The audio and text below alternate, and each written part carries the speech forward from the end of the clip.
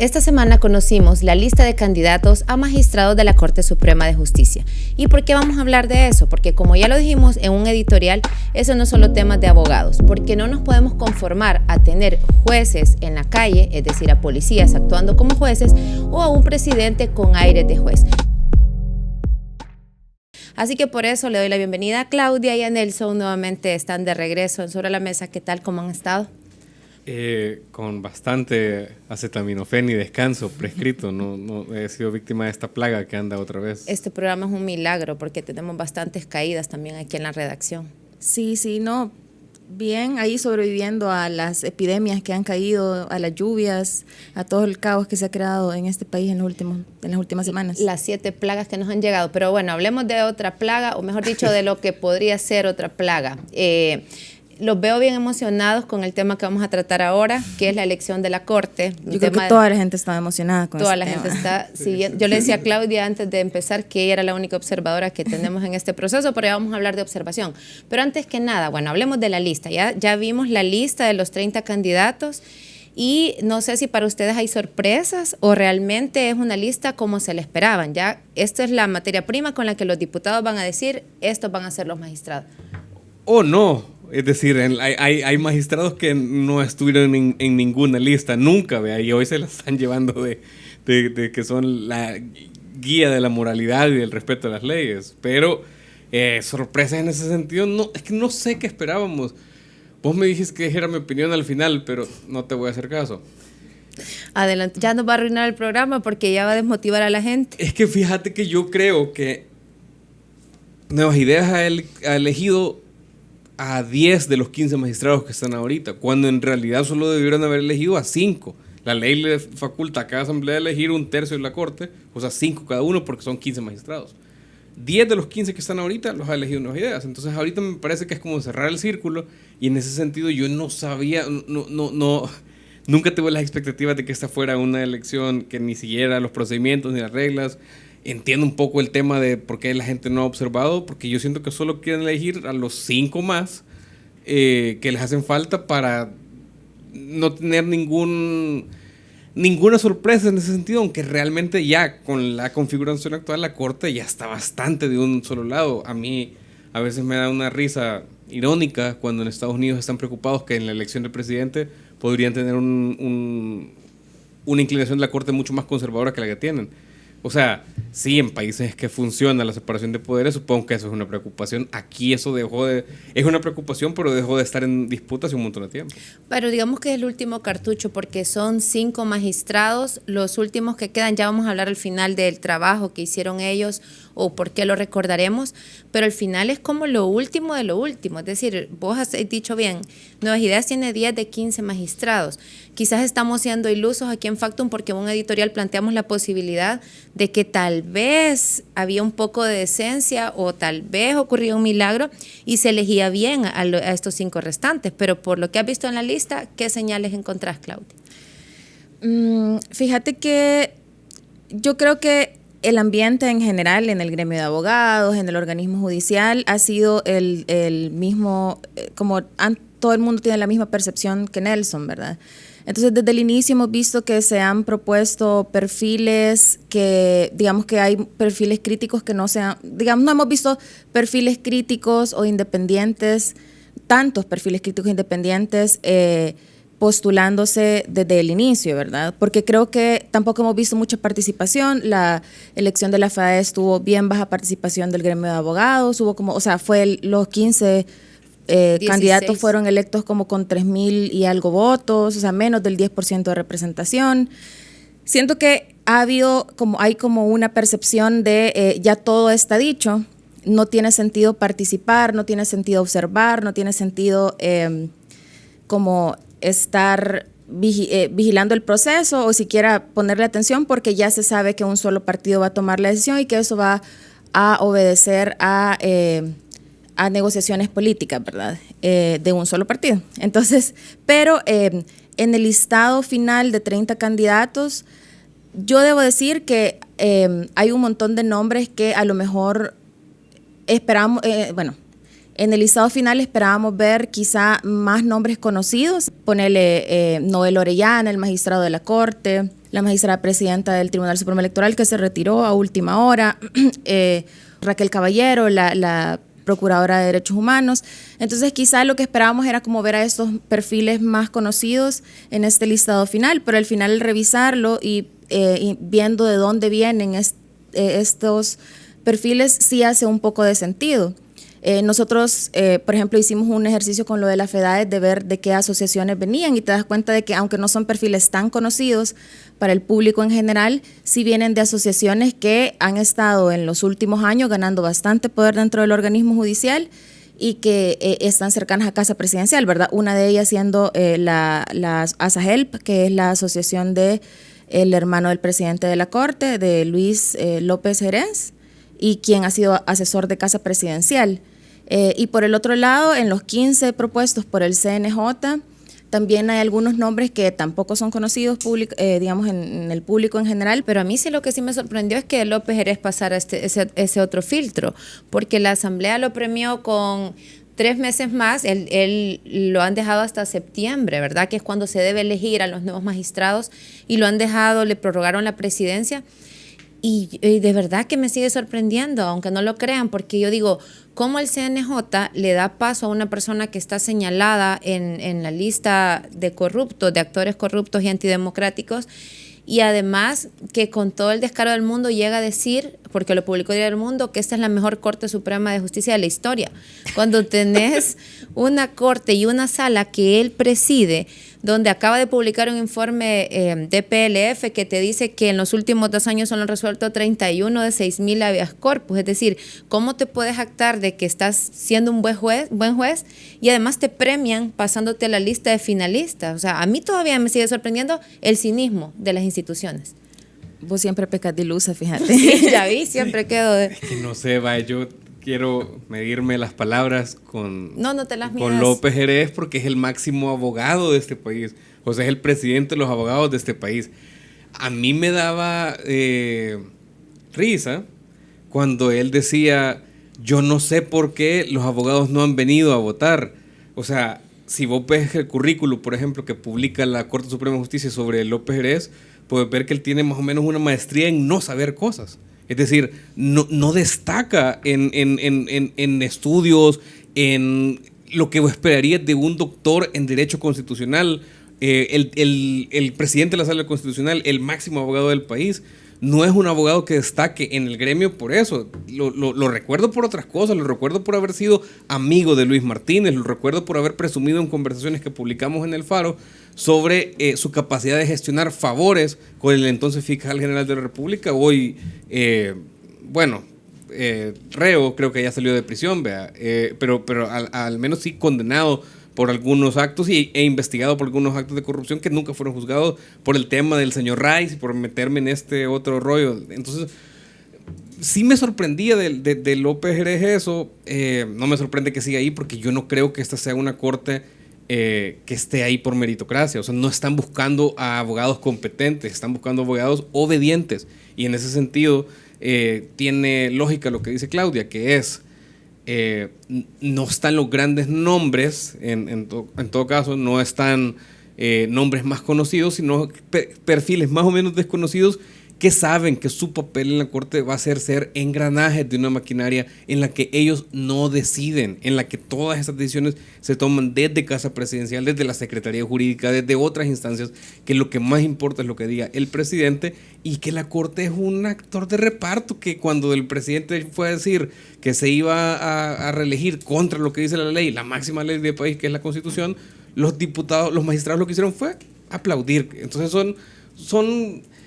son tan sustituibles como los diputados. Ya ves que los diputados son sustituibles, que para integrar el gabinete está despenicando la asamblea. Bueno, los magistrados son exactamente lo mismo. O sea, puede estar puede estar el otro, los criterios no importan, solo firmen, cobren su cheque y siga 9 años.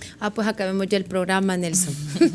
No, pero mira, a mí yo estoy de acuerdo que sí están de adorno y que se está premiando la sumisión, porque obviamente estos 3 meses más y que ha llegado tan lejos López Jerez, aun cuando cuando la misma policía lo investigó por lavado de dinero, que es otra de las publicaciones periodísticas que hemos hecho sobre él, o gente como el magistrado Ramón Iván García, que también hay prueba fiscal, no es invento periodístico, o sea, es una prueba en poder de la fiscalía donde hay conversaciones de ese magistrado con el ex fiscal en esa red de cadena de favores. Vos tenías ¿Te puedo leer el mensaje? Sí, léelo porque es necesario recordar eso. El 4 de febrero, Ramón Iván García, está hablando en 2015, le escribió un mensaje a Luis Antonio Martínez, el ex fiscal general. Le dijo: hermano, no se olvide tener presente mi solicitud de gestión para comprar un carro bueno, bonito y barato, sea donde HS o una agencia, siempre con amigos suyos.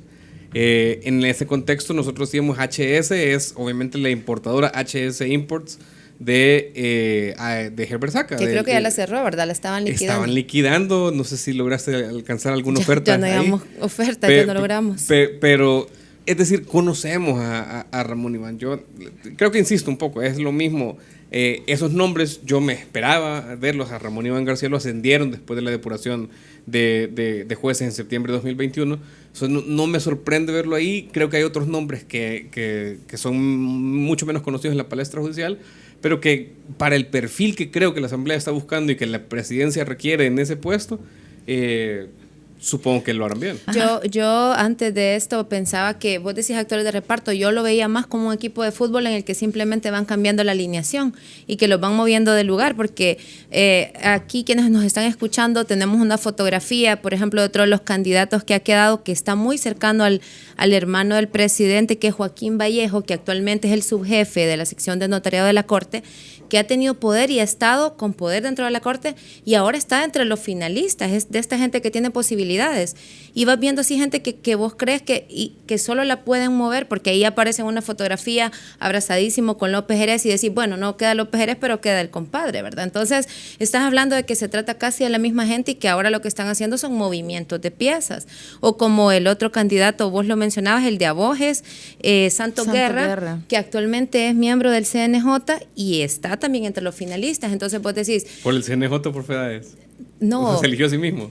No, él por participó FEDAES. en FEDAES, pero actualmente es consejero. No, me hubiera sorprendido, pero no sea, participó del proceso del CNJ, sino de FEDAES. Aquella gran tripachuca, pero al final ves que es como que se fueran moviendo las piezas. Es decir, ya mencionamos a Ramón Iván García, que actualmente está como suplente. Entonces es como, bueno, agarremos a estos incondicionales y veamos a dónde nos funcionan o dónde nos pueden operar mejor, ¿verdad? O nos estorban menos.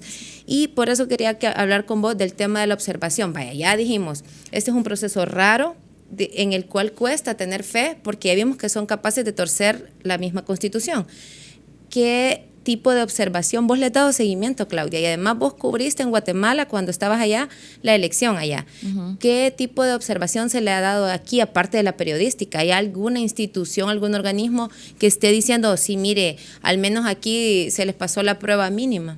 Fíjate que no, y la verdad es que se ha notado la ausencia de la presión de algunas organizaciones de sociedad civil que que en procesos anteriores habían hecho observación, pero en este caso no hubo observación en el CNJ. Digamos que el CNJ lo único que hizo fue en términos de transparencia de su proceso, fue transmitir por Facebook Live sus entrevistas a candidatos, pero nunca nos enteramos de cuáles fueron los criterios de evaluación, qué instrumento utilizaron para medir, digamos, las respuestas de los candidatos, etcétera. Incluso ellos entregaron ayer, hoy es 3 de julio, ellos entregaron ayer el listado a la Asamblea y obviaron el procedimiento que se había venido haciendo desde 2015 a partir de una sentencia de la Corte de la Constitucionalidad, que no me acuerdo cuál es, creo que es 94-2014, no estoy segura, ya lo voy a revisar. Claudia, el que estudió Derecho. Mucho antes de eso, muchísimo antes de esa sentencia. Pero que es una sentencia que ordenaba al CNJ que su resolución en cuanto a que su deliberación sobre qué candidatos iba a elegir y la votación fuera pública. Entonces normalmente el CNJ venía haciendo una sesión especial, digamos, en la que deliberaba, aunque fuera de paja, pues, pero en la que deliberaba y votaban los concejales, y entonces uno se podía enterar de, quiénes fueron los que tuvieron todos los votos del pleno, por qué razón fue que los evaluaron así, etcétera. Ahora no hemos tenido eso. Se entregó el listado y ni siquiera se dio a conocer en el mismo acto de presentación, sino que tuvimos que esperar a que, bueno, se filtró, pero hubiéramos tenido que esperar, si no, a que se publicara en los medios de comunicación. Y si ustedes ven en la página del CNJ, no hay documentos sobre el proceso como si se han subido en otros procesos anteriores, y que esa tecnificación del proceso se había hecho por observación de la sociedad civil. Como que hay resignación en la misma sociedad civil, siento yo, porque nadie quiso hacer el intento. Lo único que sí me pareció curioso, porque todo lo han hecho a puertas cerradas, con oscurantismo, como caracteriza al gobierno, a pesar de que estas instituciones se supone que no son del gobierno, del Ejecutivo me refiero, es que publicaran en el diario El Salvador el listado de los seleccionados, porque un día antes de que lo publicaran, los periodistas anduvimos tras eso. Creo que estábamos hablando en chats de que si alguien lo tenía, y el CNJ lo mantuvo en secreto hasta el último momento y le dio la publicación de esa lista al diario El Salvador, cuando casi que toda la vida yo recuerdo que siempre lo publicaba el diario El Mundo. Y también otra cosa curiosa es que yo recuerdo haber pedido la lista de entrevistas, el horario, nada más que el horario, y hasta eso me negaron. O sea, a ese extremo de que no te dicen, sí, mañana va fulano, sino aquí está el link en redes sociales y sígalo. O sea, realmente ha sido un proceso bien marcado por el secretismo, y en el que creo que no hubo mucha deliberación, porque terminaron las entrevistas y que casi que inmediatamente llevaron a la asamblea a los seleccionados. Y que, bueno, es para hacer un recuento, se van 5 magistrados en septiembre, que son Elsie Dueñas, Paula Patricia Velázquez, Sergio Luis Rivera, Dafne Sánchez y Leonardo Ramírez Murcia. También tienen que suplir la muerte del magistrado de lo penal Flores Durel, porque eso todavía no lo han resuelto. O sea que básicamente van a elegir a 7 personas, porque tienen que definir al presidente. ¿Qué dirían ustedes de esta gente que se va, del trabajo que hicieron? Son diferentes salas, pero han pasado por ahí, han estado 9 años, que es lo que dura una magistratura en El Salvador. ¿Cómo evaluarían el trabajo de estas 5 personas? Elsie Dueñas estuvo 9 años. No, Elsie Dueñas estuvo más. De hecho, ella es una excepción a cualquier regla, porque está desde 2012 en la Corte. Exacto. O sea, violando lo que dice la misma Constitución. Ella es un caso emblemático. Porque a ella la pusieron... Le hicieron un cambio de sala y luego por eso fue que le dieron más tiempo. Ella debió haberse ido y realmente la pasaron a la sala de lo constitucional. Exacto, cuando fue lo de mayo de 2021. No hay mucho que pueda decir. Es gente que ha estado un montón de años en la Corte con todos los privilegios que supone estar en la Corte, y para mí ese es parte del punto. ¿Por qué nos debería importar esto? Nos debería importar porque podemos cambiar las cosas, cómo van a ser. No, ahorita mismo estamos siendo testigos de cómo se manipula y se hace lo que se quiera con la elección de la Corte, porque tienen los votos. Pero nos debería de importar porque esta gente que tiene unos enormes privilegios en este país, tienen trabajo garantizado por 9 años, que es más de lo que mucha gente puede decir, ganan miles de dólares, no solamente los salarios que les corresponden, los 12 salarios al año, sino todos los beneficios que tienen por ser empleados de la Corte Suprema de Justicia. Tienen gastos de representación, tienen viáticos, tienen un montón de privilegios económicos que miles de personas en este país no tienen, y supuestamente los tienen para que puedan tomar decisiones a favor de las personas que los han elegido por intermediario, a través de las votaciones legislativas. Más que un recuento de lo que ellos han hecho, que nosotros podemos hacer, yo les exigiría a cada uno de ellos, miren, y en sus 9 años en la Corte, o en sus al menos 9 años en la Corte, ¿qué hicieron de beneficio para la población? ¿De qué le sirvió a la población salvadoreña que ustedes estuvieran ahí decidiendo sobre temas administrativos, contenciosos, laborales, constitucionales? ¿Qué nuevos derechos están garantizados gracias a las sentencias que ustedes hicieron? ¿Qué le aportaron ustedes a la sociedad salvadoreña? Creo que es una pregunta válida para cada una de esas 5 personas, porque ahí anduvieron haciendo campaña, en cenas, en lobbies, buscando periodistas para que los entrevistaran cuando querían ser, y luego después ya no le contestaban los periodistas, ¿verdad? Entonces, o tal vez lo ven porque saben que nos anduvieron buscando en algunos casos. Yo creo que ellos tienen una deuda de rendición de cuentas, y que yo lo que espero es que ellos rindan cuentas de qué han hecho con todo su tiempo y con todo el dinero que les hemos pagado a los contribuyentes. Por el silencio, porque realmente ellos pudieron haber hecho corte plena con la sala destituida. Si lo hubieran reconocido y hubieran desconocido a estos que pusieron ilegalmente, hubiera sido otra historia, pero eso requiere mucha valentía y yo creo que al final esta gente terminó como con una camisa de fuerza, porque yo recuerdo al magistrado Ramírez Murcia muy activo hablando de casos de probidad antes de que pasara todo lo del golpe, y después fue como que lo invisibilizaron, como que desapareció del mapa. A mí me da cólera cuando nos dicen que los periodistas somos valientes, porque nosotros ejercemos nuestro trabajo desde nuestros recursos y nuestras condiciones. Esa gente con sus privilegios, con sus camionetas, con sus seguridades, con sus trabajos garantizados, con todo ese dinero, pues, que es un privilegio en este país, no hicieron nada. Entonces tampoco, sí, por supuesto que hay una presión, pero la presión la enfrentamos todos los que no nos plegamos al discurso oficial. ¿Ustedes qué hicieron, magistrados? Claro, y vaya, renunciar hubiera sido una protesta pacífica, digamos. Un gesto de dignidad. Un gesto de dignidad, pero no vimos eso. Sí, ni siquiera eso. Y vimos silencio desde entonces, porque ya no volvieron a aparecer. O sea, la magistrada Dafne Sánchez, que era de las más estudiadas, ella sí puedes ir a ver el currículum y ves que era de las que sí tenía, creo que hasta doctorado tiene en Derecho Administrativo, y después fue como que la desaparecieron del mapa. Creo que eso lo hace peor, porque hay algunos de esos magistrados que vos puedes decir, ni siquiera saben cómo hacer una sentencia, ¿ves? Podría decir eso.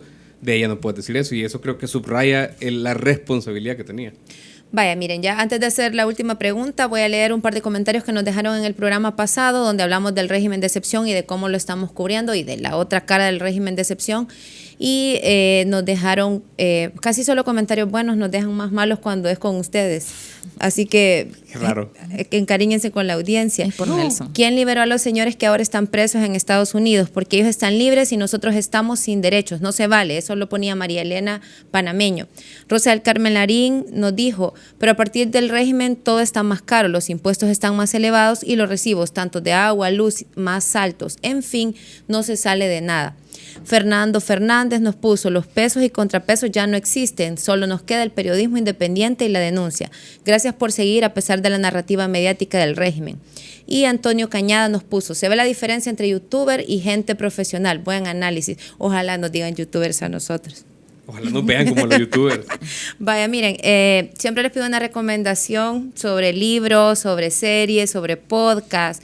Pero ahora voy a pedir una recomendación, no de medicamentos como quería Rauda, pero sí una recomendación periodística. Quiero que me cuenten o que le cuenten a la gente que nos mira y que nos escucha cuál es el producto, el reportaje o el tema del que se sienten más orgullosos o del que han trabajado en los últimos 3 años. 1, el que más les ha gustado y por qué.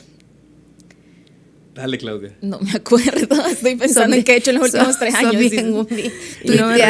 Tuitear. Es que la mejor historia de uno siempre tiene que ser la siguiente. O sea, sí, es la respuesta del nicho. Pues Calmate García Márquez ahorita. Calmate García Márquez. Yo podría recomendar... no se me ocurre ninguna ahorita. Lo que tenemos en portada, yo quisiera que la gente lo viera más. Tenemos el video que hicimos sobre cómo ha habido un avance en los pasos que se han tomado contra la población LGBT y sobre qué implica esto en el discurso. Fuimos a hablar, Ramiro Guevara fue a hablar con gente en San Miguel de cómo ellos tienen miedo, ellas tienen miedo, mujeres trans, de no tener acceso a consultas médicas, y de cómo lo que se ve en el discurso en redes sociales que puede parecer inofensivo puede repercutir en que haya gente que tenga miedo de ir a pasar consulta o que repercuta en una mayor inasistencia escolar. Eso se llama Bukele de aliado a discriminador, de aliado LGBT a discriminador, y está en la portada del Faro y en nuestro canal de YouTube. Bien humilde Nelson, no se autocita. Se lo dejo a otro jefe. Es que él es un editor consciente. Él sabe que los editores no son protagonistas. Son invisibles. Ajá, son invisibles. No sé, fíjate, siento que no tengo ningún trabajo. O sea, no tengo ningún trabajo que yo quisiera como destacar. No sé, hay un montón de cosas que me han hecho sentir orgullosa en su momento. No sé, quizá hoy que entrábamos ustedes... esto no es enteramente periodístico, pero a mí me gusta mucho porque creo que para mí ha sido un proyecto que ha significado como un montón de aprendizaje para mí. También una sinergia bien chiva con mis compañeras, que es la economía en femenino, que no es meramente un producto periodístico en el sentido de que no es un producto como de coyuntura, de no está viendo coyuntura, coyuntura. ajá, sino y que además sí incluye mucha opinión, digamos. Nosotros lo consideramos como una columna de opinión, pero como en video, ¿verdad? ¿Y vos sos productora o sos guionista? Guionista y productora. Mira, pues vayan a verse ese último, está muy bueno, explican muy bien. Bueno, sí, es una especie de explicación de lo último que hemos vivido, de cómo las políticas económicas, las nuevas neoliberales que nos quieren implantar. Sí, y para mí ha sido interesante porque siento que es una sinergia bien chiva con dos personas que no vienen del periodismo, sino que vienen de la academia, ¿verdad? Que son economistas, ¿verdad? Que tienen una perspectiva feminista, además una perspectiva disruptiva dentro de la economía, y que el trabajo siempre ha sido como muy, muy en equipo, siempre ha sido bien integral en el sentido de presionar por el lado periodístico, pero ellas también presionar por el lado de la rigurosidad académica. Qué chivo, ya muere el texto. No, todavía no. No, todavía no. No, bueno, Nos todavía quedamos no. También nosotros estamos llevándolo a la par. Bueno, miren, la idea de este programa era como intentar un poco hablar de esto que se viene, que se tiene que consumar de aquí a septiembre. Yo creo que si bien no hay vigilancia, nosotros desde el periodismo podemos seguir atentas y atentos a lo que se venga. Incluso aunque creamos que no nos pueden sorprender, podrían pasar otras cosas con esta lista. Así que creo que va a ser Podrían meter a gente que no está en la lista y hacerlo magistrados otra vez. Puede Sí. ser que todo ese programa no tenga nada que ver porque van el a día ser de la otros elección nombres. solo saquen a sus magistrados ya listos, entrajados. Todo es posible. Entonces yo creo que la promesa, o al menos desde Factum lo que haremos es seguir vigilando, seguir viendo, por lo menos registrando y documentando qué hacen con estos nombres. ¿Y por qué? Porque al final es la gente que va a decidir sobre nuestras decisiones. Al final, si te pasa un tema laboral, ¿a dónde vas a acudir? Siempre todo termina en la corte. Si es un tema penal, siempre tenés que ir a la corte. Es decir, es la última instancia. Y hay que tratar de que, aunque creamos que ya está tomada, por lo menos que se le ponga rostro y que se le ponga nombre a esas personas que van a quedar ahí. Así que por ahí nos vamos a quedar ahora. Gracias a los dos y nos vamos a ver en el siguiente programa que va a ser el último de esta temporada, donde les voy a tener sorpresas. Así que gracias por haber estado. Nos vemos la siguiente semana. Y gracias por habernos visto, por habernos escuchado. Suscríbanse a nuestro canal, déjennos sus comentarios y también sus preguntas porque siempre las leemos y las contestamos. Hasta la próxima.